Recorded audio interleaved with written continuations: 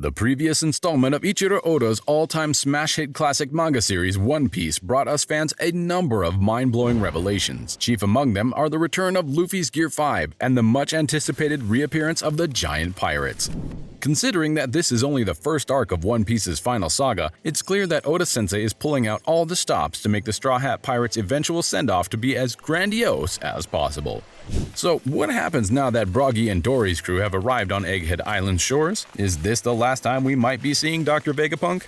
Keep your eyes peeled until the end of this video as we tell you all about what you can expect from One Piece chapter 1107. And just to be sure, full spoilers up ahead for the aforementioned manga chapter. You've been warned, guys. Now let's sail forth. What to expect in One Piece chapter 1107. One Piece's previous outing within the pages of Weekly Shonen Jump saw the giant pirates' arrival. They took the Marines by surprise, leaving the proprietors of the Buster Call with no time to escape. Well, chapter 1107 opens with Broggy and Dory's crew right in the thick of laying waste to these pesky Marines. And forget hanging around the shores, the giant pirates have made landfall at this point.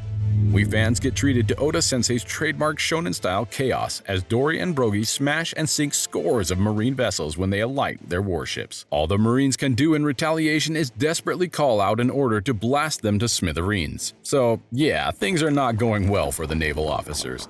Far away, Usopp spots the towering pirate captains with his binoculars, and in a moment that would even make newbies to the series' hearts swell, the Straw Hat Pirates engineer calls for his masters with tears in his eyes. Man, does Oda-sensei know how to balance heartfelt moments like this with bombastic action.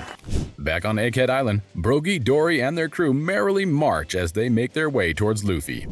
The giant pirates, as is expected from their culture, revel in the glory and excitement of the battle at hand as Broggy the Red Ogre and Dory the Blue Ogre call on two of their most trusted confidants, Oimo and Kashi, to basically go for a double envelopment and lock the Marines in a pincer tactic. Oimo and Kashi happily follow their captain's orders, and the giant pirate crew separate into squads. All the while, the beleaguered Marines can only wonder where in the world the giants came from after years of laying low, and, more importantly, why now? They're not alone though. Even Usopp wonders what the giant pirates are doing on Egghead Island. Nevertheless, he, Chopper, and Nami are just elated that they're here right now. The Straw Hat Pirates' resident navigator surmises Oimo and Kashi went to Little Garden to pick up their captains. Usopp agrees, and he's more than relieved that they've arrived. Before seeing the gargantuan marauders in the flesh, he had thought they were never going to see them in Elbaf. For a long-standing saga like One Piece where you have a whole smorgasbord of characters and plot points, it's simply considerate and ingenious of Eiichiro Oda to include a short refresher within the chapter without disrupting its narrative flow.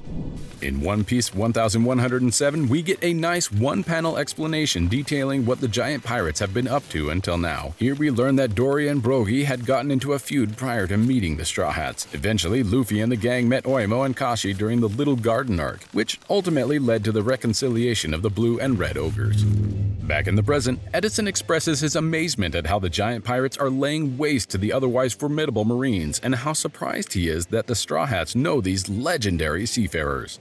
The sentient satellite surmises that Dory, Broggy, and the giant pirates caught wind of news from the papers about the Navy's efforts to amass a large fleet headed for Egghead Island. Deep in the island, within the ruined vicinity of Vegapunk's lab, Roronoa Zoro and Rob Lucci continue their duel. The Master Swordsman quips that he doesn't have time to deal with the Neko no Mi user. Still, Zoro acknowledges how formidable Rob is.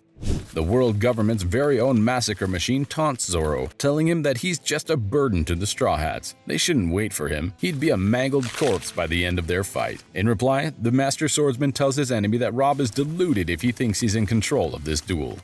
Near the shores of Egghead Island, the Kuma-derived pacifistas continue blasting the Marine ships. Status reports from the naval officers indicate that 30 of their light to mid-sized vessels have been taken out of commission. Even worse for them, the pacifistas are showing no signs of ending their barrage.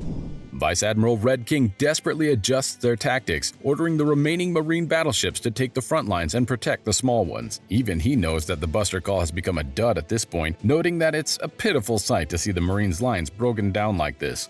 Regardless, Red King's strategy works to some degree, as one of their battleships manages to down a pacifista using one of their Buster Call cannons. He laments the fact that they have to destroy their own weapons, but it's not like they have any other choice in the matter.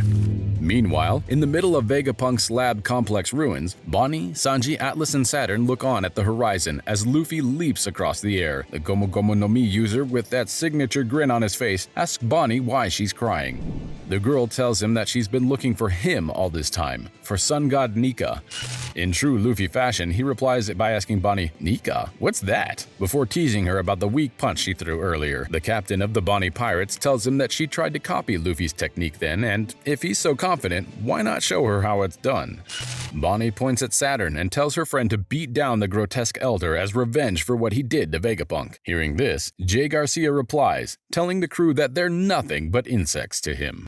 Luffy obliges and we get treated to a new technique that the Straw Hat Pirate Captain came up with, Booming Dawn Gatling. He extends his arms and enlarges his fists, barraging the arachnid-like elder with a flurry of fiery punches to the face. Seeing Luffy's, or should we say Nika's, display of power gives hope to Bonnie, Vegapunk, and even Pacifista Kuma, as Booming Dawn Gatling sends Jay Garcia Saturn flying off through one of the buildings. In the meantime, Frankie and Atlas urge Bonnie to leave Egghead. The satellite girl tells them they can still use the hover function to help with their escape. Bonnie agrees and urges Vegapunk to come with them. But due to the injury he sustained from Saturn earlier, all the old man can do is tell Bonnie to go on without him. Dr. Vegapunk knows this is the end of the line. Kizaru reappears out of nowhere, ready to blast Bonnie and Vegapunk before the two can continue their talk. Surprised, Bonnie has no time to react when the dastardly admiral unleashes his technique. Thankfully, Sanji's there to stand in the way. He leaps off and deflects the Pika Pika no Mi powered light beam with a solid flying kick. And if you can't believe that's even possible, you are not alone. Even Kizaru's stunned that Sanji did that. All the while, Frankie's eyes nearly pop out of his head after seeing a man literally kick the trajectory off a laser beam. Sanji simply tells them, and us, that light doesn't hold a candle to love. And honestly, that is one of the most shonen-est things we've ever heard. It's fantastic. Kizaru hears this and basically tells Sanji how ridiculous that sounds. Still, that brief moment of bewilderment gives Frankie, Atlas, and Bonnie ample time to make their escape as they head for the island's northeast port. Kizaru realizes his blunder, having let Bonnie and the others escape. However, he'll gladly settle with bringing Sanji and Luffy's heads to the world government leaders. The Straw Hat Pirates face off with the Admiral. And as we'd expect from Oda-sensei, the whole scene is dripping with characterization, as Luffy laughs at Kizaru while Sanji nonchalantly lights up a ciggy. At this point, it's all but confirmed that Dr. Vegapunk has succumbed to his injuries and shuffled off the mortal coil.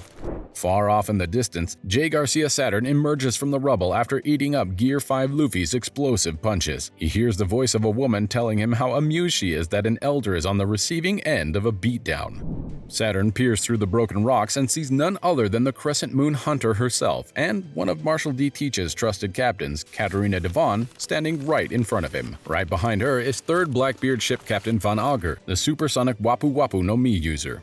Katarina teases the elder, prompting Saturn to ask what she and her companion want, right before mocking her for being one of Marshal's underlings instead of running a crew on her own. The female pirate simply answers and tells Saturn that Marshal D. Teach is special.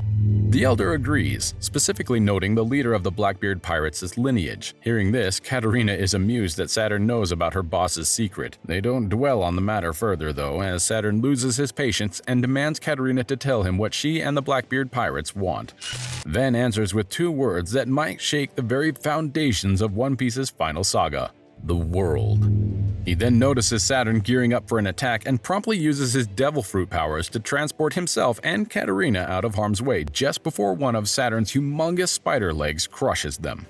They warp back in somewhere else on Egghead Island the fighting hasn't reached yet. Katarina complains to her companion that he could have just teleported them somewhere much further away, but Van admits he hasn't mastered his technique yet. Suddenly, they hear the pleading voice of someone coming towards them. Katarina and Van turn around to see Caribou groveling before them, begging the 2 Blackbeard captains to let him join their crew so that he can fulfill his dreams of meeting Marshal T. Teach. Our thoughts on One Piece chapter 1107 and theories about the series' future. We're pretty sure we're not alone when we say that Oda-sensei gave us another banger of a chapter with One Piece 1107. And all the more impressive is the fact that, for all intents and purposes, this installment serves as a setup for the climactic battle between Jay Garcia Saturn and Luffy, not to mention the future of the entire final saga itself.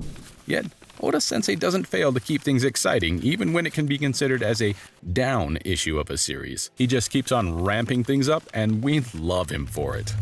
Based on what we've seen so far, it seems that we fans are going to be treated to a 2v2 encounter between Kizaru and Saturn and Luffy and Sanji. There's a good chance that we're going to get individual matchups here instead of a classic tag team fight, with Gear 5 Luffy taking on Saturn while Sanji handles Kizaru. Don't you just absolutely love how self-aware Eiichiro Oda is? The exchange between Sanji and the light-wielding Marine Admiral is an instant classic that nearly breaks the fourth wall. Come on, Sanji literally kicked a laser beam and told everyone it's all thanks to the power of love.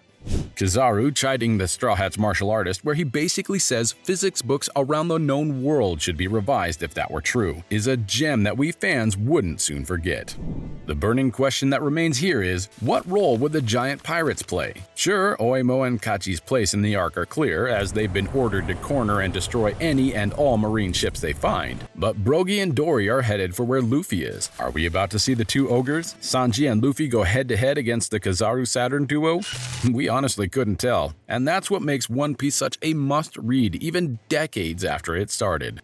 And let's not forget that Zoro is still in the middle of his own duel with Rob Lucci. All we'll say about that for now is it's going to be an eye-watering feast for the eyes when they clash in future chapters of the series.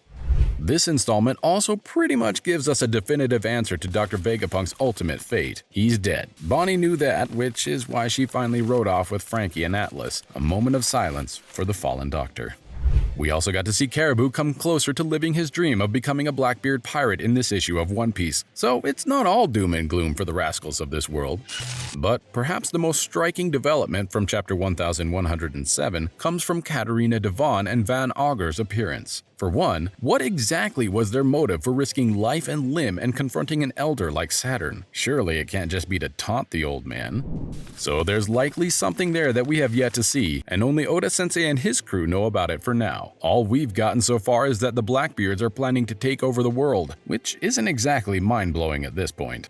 More interestingly, Katarina and Saturn's exchange about Marshall D. Teach's lineage definitely piques the curiosity of everyone who's read the chapter. Fans have long been speculating that the admiral of the Blackbeard pirates might belong to the fabled Buccaneer race.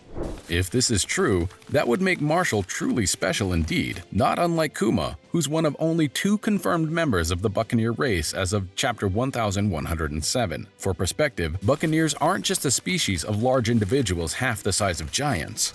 Dr. Vegapunk had theorized that Kuma was able to retain some of his memories after becoming a pacifista due to his Buccaneer blood, so this might hold true for Marshall as well. And before we forget, the leader of the Blackbeards has the D in his name, which implies he's destined to shake the world of One Piece sooner or later. In the meantime, all we fans can do is hang on to our straw hats and enjoy the rest of Oda-sensei's saga. What did you think of One Piece chapter 1107? Got any theories about Blackbeard that you want to share? Let us know about it in the comments section below. And to be the first to see the amazing manga and anime content we have in store for you, don't forget to subscribe to our channel and hit that notification bell. We'll see you next time.